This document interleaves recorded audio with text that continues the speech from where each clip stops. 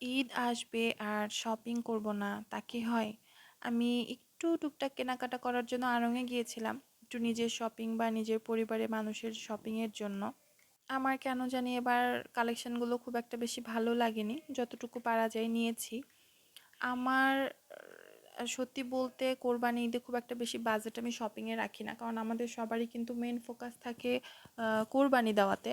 তো এই যে এখানে আমি কিছু হোম ডেকোরের জিনিস দেখছিলাম, ক্রোকারি যে জিনিস দেখছিলাম, ক্যান্ডেল দেখে তো আমি পুরোই আমার মাথা খারাপ, কারণ আমার একটা আলাদা ফ্যাসিনেশন কাজ করে ক্যান্ডেলের উপরে।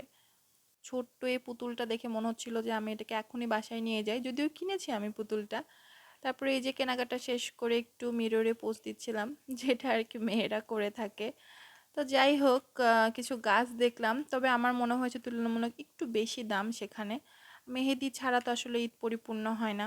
মেহেদিও নিয়েছি। শপিং শেষ করতে না করতে ভেলপুরি মামার ভেলপুরি দেখে আসলে লোভ সামলানো অনেক কঠিন ছিল। একটু মশলা চাও খেয়েছি, এটা অনেক বেশি রিফ্রেশিং ছিল।